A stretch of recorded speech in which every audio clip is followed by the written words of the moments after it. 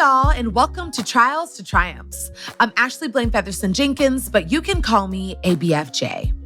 This week, CNN anchor and senior political correspondent Abby Phillip talks to me about meeting the moment. 2020 was a scary year all around. Millions lost their lives to a viral infectious disease that is still with us. We were sequestered in our homes. Police brutality exposed unhealed racial wounds, and an impending election loomed over our heads. Uncertainty and unrest truly marked every turn. But throughout the fear and confusion, Abby's calming presence explaining the news helped me feel safe and grounded. I truly became a fan, and she really helped me to know that despite all that was unknown about the world, there was someone who looked like me, showing up, asking the hard questions, and unpacking what mattered in the world. From her early days reporting on the White House to her current role at CNN, Abby learned to seize her opportunities whether she felt ready or not. Her story is a testament that your willingness to meet the moment can change your life. Sometimes it is not up to you which doors open. When the door is open, you just need to walk through it and meet the moment and meet the opportunity. You can't walk away from things that scare you because it's the things that scare you that are the things that are worth doing. History remembers those who took risks, and Abby shows us how the brave choices we make today not only cement our past, but create our future. And in our Sankofa moment, Abby reveals the historic trailblazer she would have loved to interview and why. Just in the time that she was doing what she was doing, the fearlessness, the clarity of purpose, and the way that we're all living in that legacy, the moral imperative that we have to illuminate things that are going on in the world is her legacy. Abby, she would be so proud. You're her legacy. That's amazing. Yeah. Hi, Abby. Hi. Hello. Oh my goodness. Okay, so here's the deal. I am an uber fan of yours. I just, no, seriously. I mean, I hit you up on Instagram and was just like, Abby, this is during 2020. And I just was so captivated by you. I think, 2020, Abby, was a very tough year for everybody. And so it was tough because, right, we were in the middle of the pandemic, but also there was this impending election and we didn't know what was going to happen. And it was just really scary times. And I just feel so grateful that I get to tell you this on the pod, that seeing you and hearing you was so important for me at that time. I felt safe. I felt grounded. Seeing you on CNN every day made me feel like, okay, there's someone that knows what's going on, that looks just like me and is going to give it to us straight, no matter what it is. And you really, truly helped get me through that year, Abby. And I just want to say thank you. And I'm so grateful that you're here on Trials to Triumphs. You are so sweet. I mean, that's like the highest compliment that you can get as a journalist, I mean, just it was a tough year, and it was a confusing year for so many different reasons.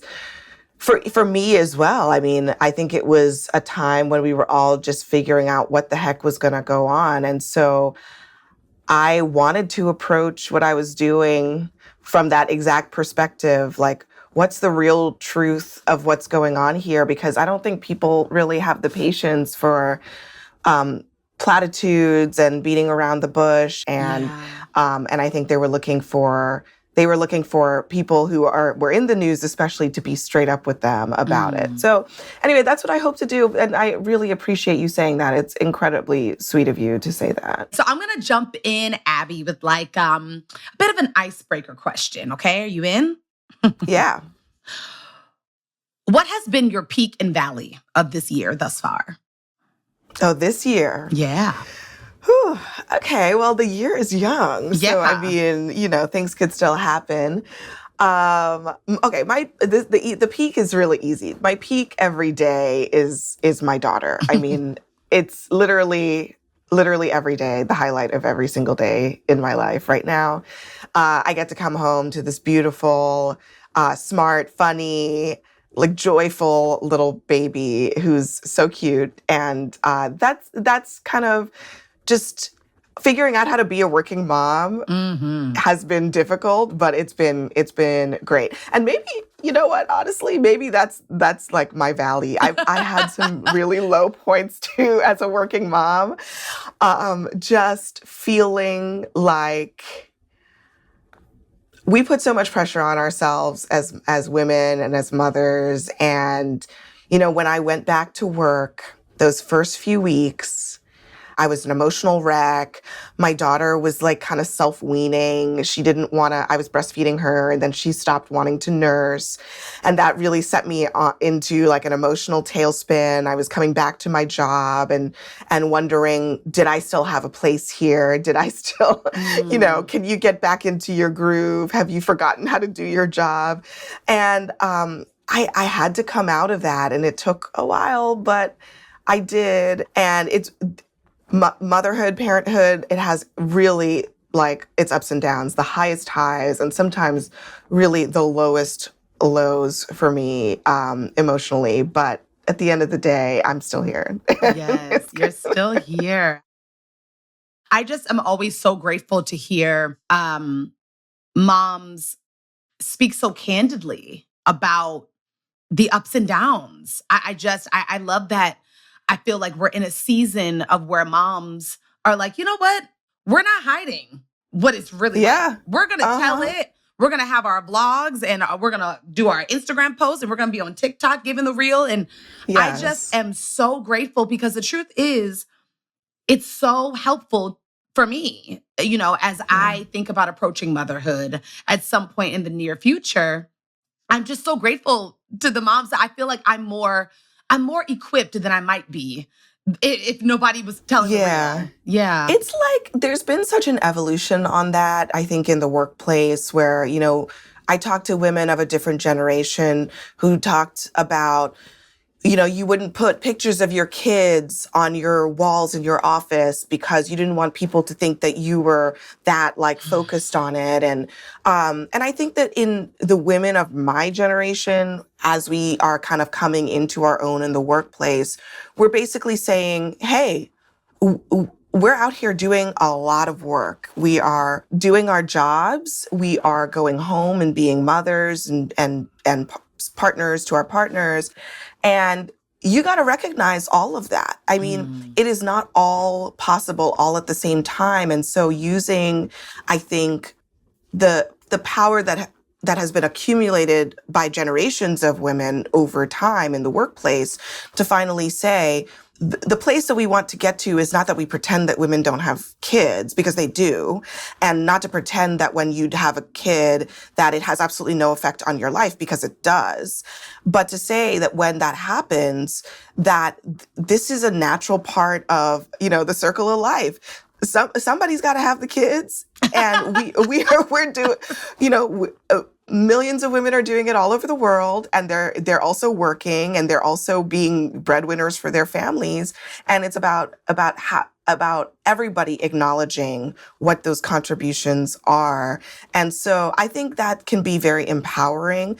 I talk about it as, to the extent that I feel comfortable talking about various parts of it, but I talk about it so that other people can feel comfortable talking about the highs and the lows and the parts of it that nobody talks about, the emotional strain that it takes to do all of the things that you need to do in addition to trying to like be a career woman. There are women out there, friends of mine, who are in all different places in their journey to motherhood or not to be mothers, and just letting people know that like whatever that journey looks like for you is okay, and you can be supported. Yeah. Talk to me about your parents. What are you most grateful that your parents instilled in you?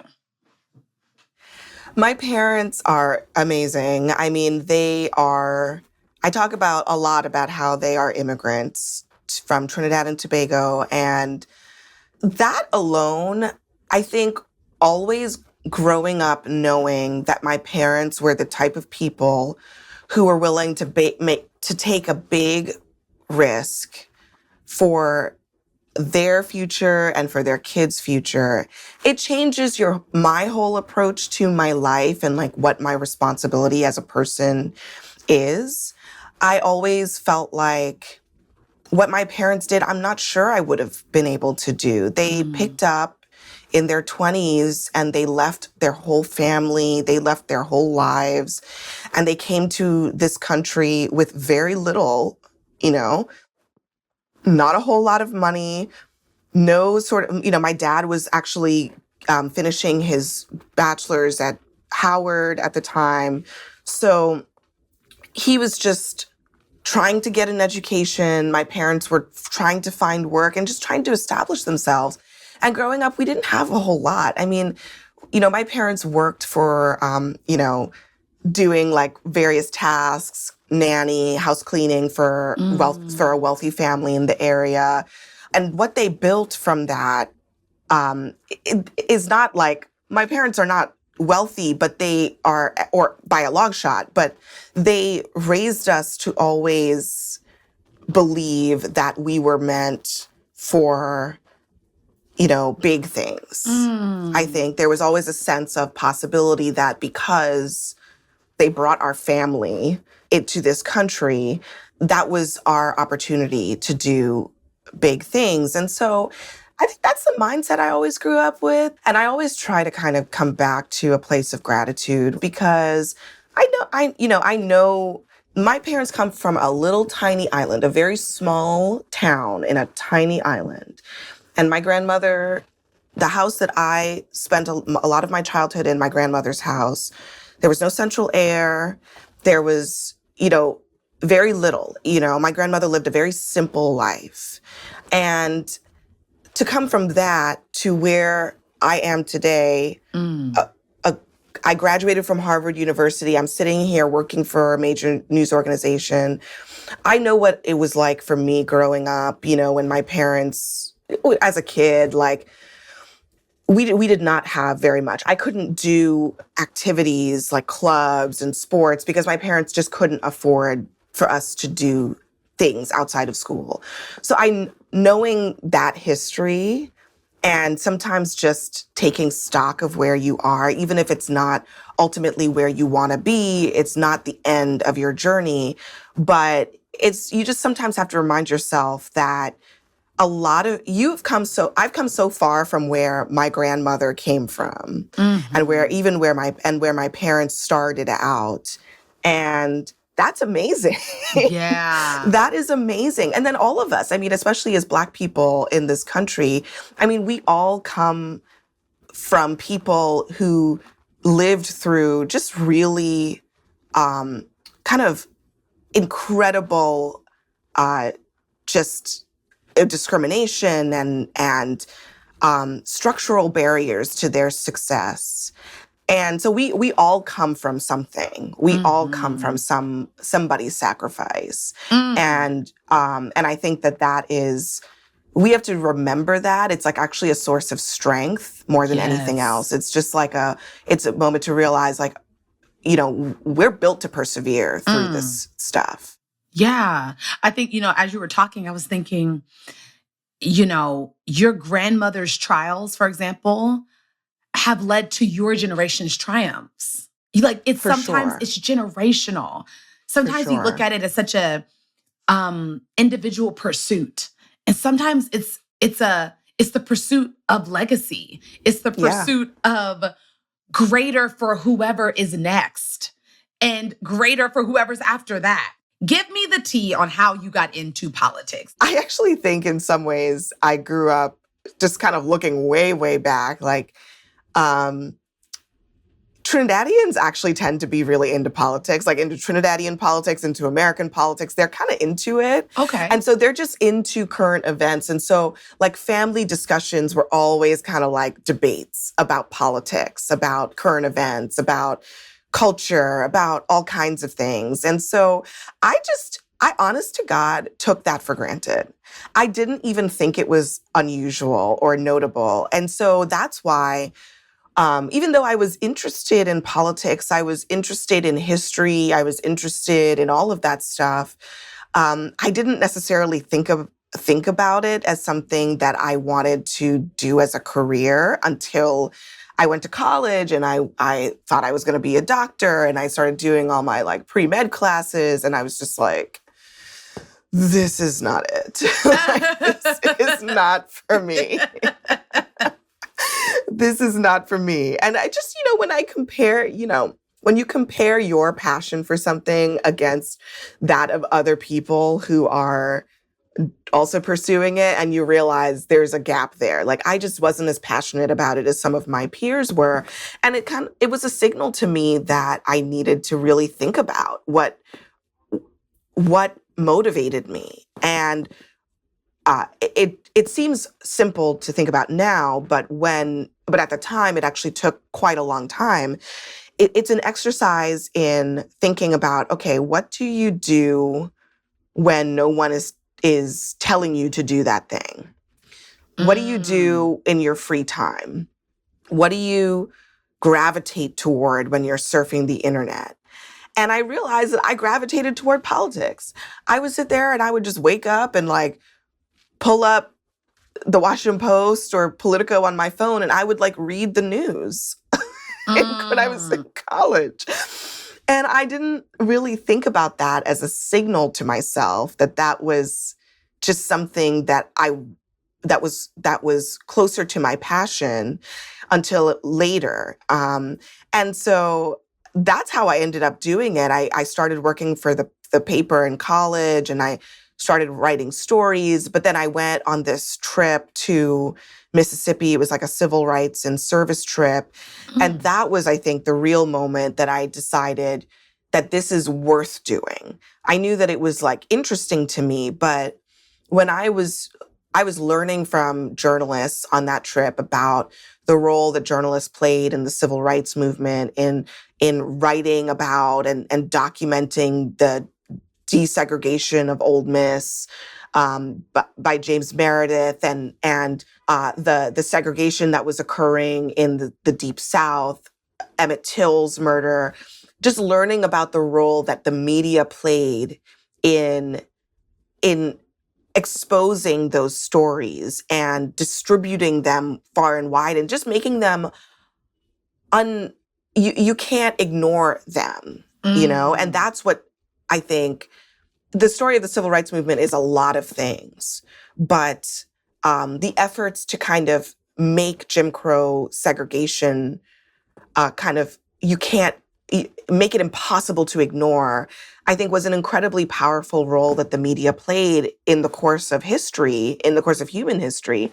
And I was like, that's a worthy pursuit, I mean, if in the course of my career, at some point, I can play a role in helping illuminate, injustice and changing the course of injustice and making it more just, I think that that's a worthwhile thing to do. That's a worthwhile goal to have, and it's a worthwhile mission. And we as a country, like, literally would not exist as a democracy without it. And I was like, that's it. That's what I want to do. And so it made it a lot easier after that point to say that whatever I did, I knew it needed to be something that mattered. It couldn't just be something where I made money or where I, lived a good little life, like in the suburbs or whatever. Like, to me, whatever I did, it needed to matter to something that was bigger than me. Yes. I always talk about that. Like, I believe it's so important. Fulfillment comes from doing things that are bigger than you. Fulfillment is not associated with selfishness. It has to be outside of self, or has to include things and people and causes and missions that are outside of self. And I love that you found that for yourself. So what I want to know, Abby, is how did that lead you to the White House at 21? Well, you know what? I mean, this is a lesson in kind of how life can be sometimes. The White House was not on my agenda. It was not where I thought I was headed. When I graduated in 2010 from college, it was like we were in the middle of the recession. I was just like, Jesus, I just need a job. Like, can somebody, I just want to be Yes. hired. So I just tried, my number one goal was like, I need to just find a place to be. And it really doesn't matter what I'm doing. I got pretty lucky that my internship that summer before my senior year turned into a job offer at Politico. And when they offered me the job, they were like, well, we'll figure out what you do later. And then I was like, okay, fine, whatever, as long as you're paying me. So I'm getting ready to graduate, getting ready to start. And it wasn't, I literally started work not knowing what I was going to be doing. And then they were like, okay, so we want you to cover the White House. And I was like, Wow. No, I don't think that's a good idea. I feel like Really? I was like, I feel like maybe I should be on the Hill or something first, Capitol Hill. They were like, no, we really need you on the White House. I mean, it was just one of those things where, ready or not, that was my assignment. And I just had to figure it out. And I felt, it's cliche now. I mean, imposter syndrome would be an understatement. I'm pretty sure that at 21 years old, I was the youngest person in the building. 1,000%. I'm pretty sure. I mean, except for Malia and Sasha, I guess. Except for Malia and Sasha, I was like probably the youngest person in the building. I showed up there. I didn't know what to do. I was one of the only people of color. It was like me and like April Ryan and like maybe one or two other people. And it just, it was so overwhelming. And it was actually, it was one of those things where I would always go and I would see my friends at parties and stuff, and they'd be like, what do you do? And I would like not really want to tell them because I knew what would happen. I would tell them that I was covering the White House and they'd be like, oh my God, you have such a great job. And then I would be, and in my mind, I was thinking to myself, I am like being crushed under the like weight of expectations and feelings of inadequacy and feelings of like, can I do this? And so the White House, that was my first White House gig, I was covering Obama, and it just was a lot. But you just take it day by day and you work your way through that. And it's not so much my favorite beat, but it's definitely something that teaches you a lot about kind of having perseverance in a certain way, about having a certain degree of fearlessness, because when you're in a position where you have to shout a question at the president, the nerves do get to you the first few times you do it. And you have to kind of push through that and be a little bit fearless in those moments. And that experience when I was a young reporter, 21, 22 years old, and it prepared me for what ended up happening later, which was when I was covering the Trump administration. Yes. It was not my first rodeo, and there was just a lot less apprehension about that experience. And it was easier for me to kind of just be right there asking the kinds of questions that needed to be asked in such a critical moment for our country. I love that, like, you tried to not do it. You were like, actually, is there anything? But to me, the beauty in that story is you cannot downgrade your blessings. Right. You don't have 100%. that authority. We do Sometimes not have it is authority.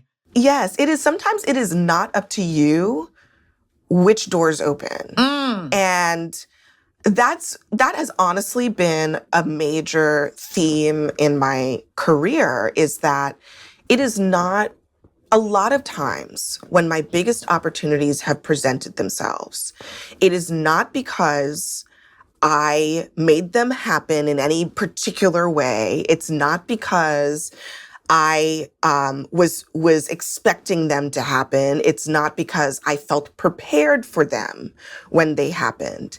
And sometimes you are prepared even when you don't feel like you're prepared. Yeah. And sometimes when the door is open, you just need to walk through it and meet the moment and meet the opportunity. And I'm just the type of person, some people they come to their challenges feeling overconfident. They're ready to go. Like everything is doable to them, even when it's not. I'm the kind of person, I like to be prepared. Ditto. I like to have done my homework. Me too. Okay. I like to want to succeed at the things that I'm doing. And so when I don't necessarily feel like I saw it coming, sometimes there's a moment where you doubt yourself and you're like, oh, maybe I shouldn't walk through that door. But the reality is every time in my life when I've encountered those situations, which has been many, many, many times, every pivot point in my career, when I graduated from college and they said, go cover the White House, when I was going to go work at the Washington Post, a place that I had read my whole life and I never thought I would ever work, when CNN called and said, I want you to come work here, when they said, okay, Sunday morning at 8 a.m., we want you to anchor this show, when they said, presidential debate, we want you to moderate a presidential debate. Every single one of those times, you have to, ready or not, put your big girl shoes on and do what needs to be done and just meet the moment, because when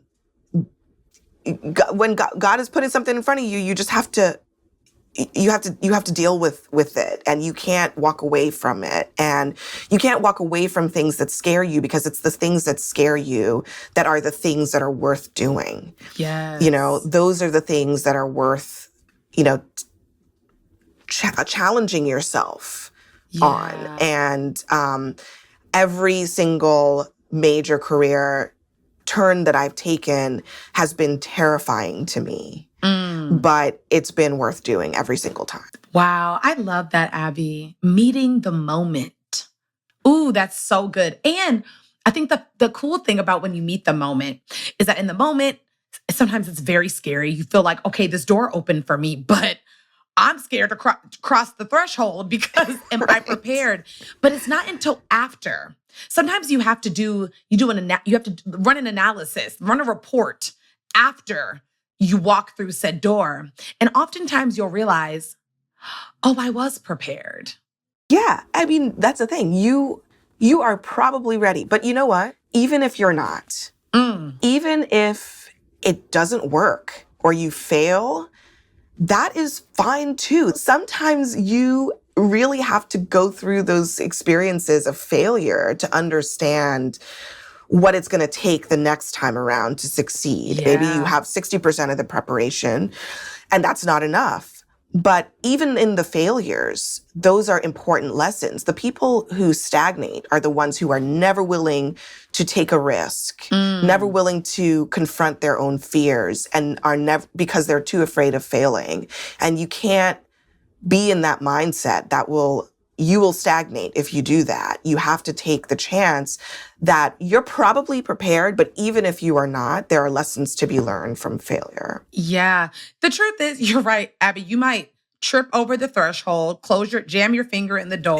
Right. But even if that is the case, there's a lesson in it. And you were still supposed to go through the door and have all those experiences. The door is open. You are still supposed to go through the door. And it was open for you, not for somebody else. It was open for you. So quickly, I want to get into the midterm elections coming up. So as a Black woman, especially who is a leader in covering politics, what are you most looking forward to reporting on? I think that this midterm election is going to be very difficult to report on. People's feelings about politics are so complex right now. You've got people who are maybe doing financially on paper better than they've done in a while, but they still feel pessimistic about their circumstances. And I think that unraveling that, getting at the heart of what's really going on with folks, some of it is not just things that have happened in the last 2 years. Some of it is just the accumulation of a lot of big trends. People have a lot of student loan debt. They're working too many jobs. Yeah, they're making a decent amount of money, but they don't want to be working 2 jobs anymore. They're dissatisfied with what's going on with their kids' education. They can't afford childcare. The reasons that people are how people feel about politics right now is so complicated. And I'm very much looking forward to unraveling some of that and demystifying some of that and surfacing some of these complex conversations that people are having in their homes about how they feel about their lives and as a result, how they feel about politics. When we talk about what happened in the last election, the role that Black voters played in the last election, there's a big question, what kind of role are they going to play in this election? How are they really feeling about what they got for their ballot last cycle? And checking back in with those voters who were so pivotal and consequential in 2020 is a huge part of the picture of what's going to happen in 2022. And I don't think you can short circuit it. I don't think polls are going to get us there. You know, polls are masking a lot of like undercurrents. The only way to get at those undercurrents is to really talk to people. So that's what I'm trying to do as much as possible this year. Yeah.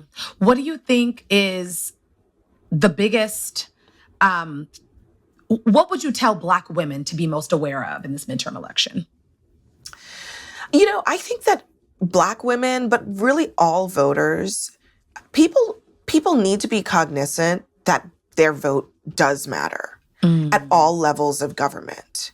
And there's always a lot of focus on national elections. But as a reporter, I see every single day how even the most local of local, positions and races have such an enormous impact on not only people's lives, but they have like kind of upstream impact on the politics that kind of arrives here in Washington. There's been a lot of changes to voting rules that have made it more difficult for people to cast ballots. But the reality, even in that environment, is that people's votes do matter.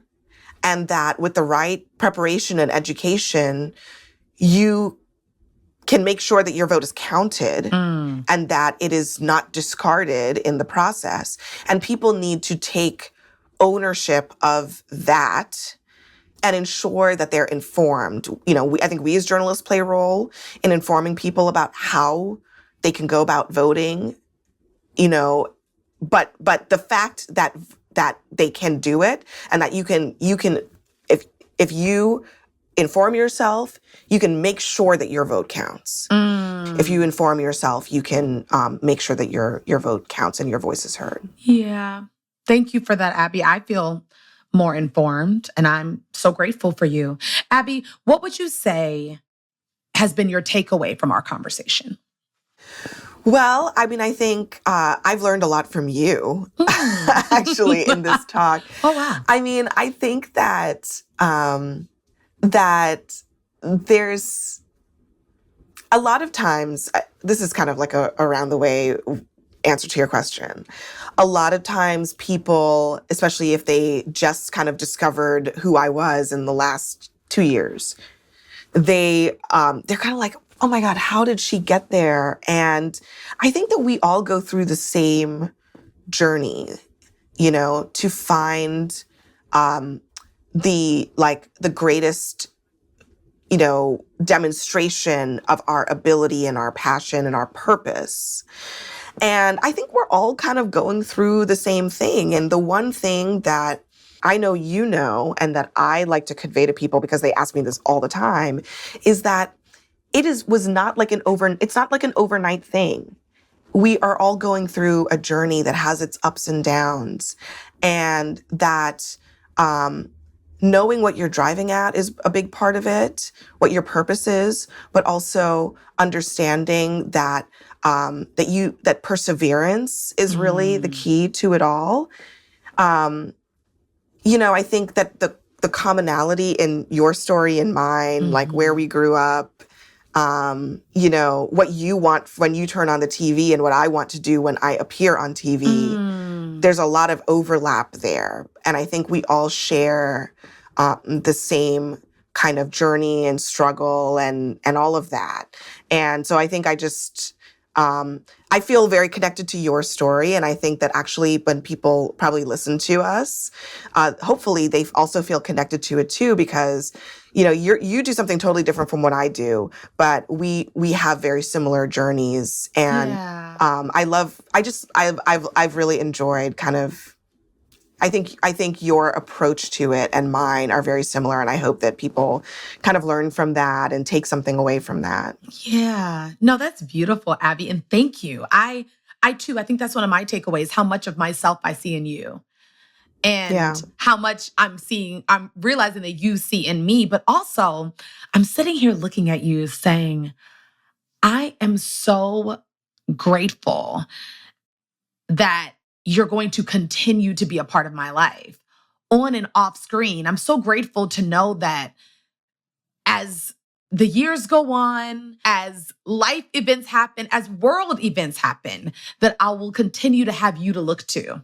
That is so exciting and quite inspiring to know that my daughter one day, your daughter will see women like you and like me who are giving them the news and giving them a little entertainment, I guess, over on my side. Right. How amazing is yes, that? Right? I think it's so like, it's really not my dream for myself. It's my dream for like my daughter, everybody else's kids is like that. If you want to be an actress, you can be an actress. If you want to be a journalist, you can be a journalist. If you want to be a politician, you can be a politician. If you want to be a Supreme Court justice, you can be a Supreme Court justice. And I think that is like, all we want is for all of the possibilities to be open to all people, right? And so I think, that's the thing. It's like we look at each other and we see a lot in each other. And that's because there are so many people like us out there. We just, I think it's like becoming more visible, but we're out here. And when we take up our space and we own our place in the world, it just makes it a lot harder for people to ignore you. Yes. At some point, they have to contend with you. Yeah. So you're not seeking other people's approval. You're just trying to do your best. And your best will become, you can't ignore it after a certain point. And be unafraid of being the highest version of yourself and the most authentic version of yourself, because somebody's going to see themselves in you. Right? Yeah. Just like we are. And lift you up in the process. Yeah, because that matters too. Ooh. That matters too.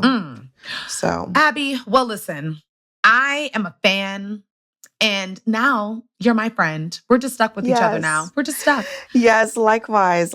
It's so great to talk to you. You're so amazing. I just want to say I thank you. I really, really do. And I really honor you, Abby, and all the work that you do for all of us. You're just a gem.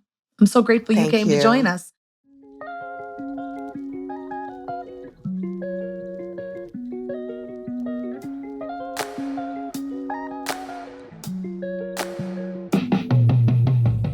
After the credits, we're talking about the political pioneer Abby most admires and why she's so proud to follow in her footsteps. Stay with us.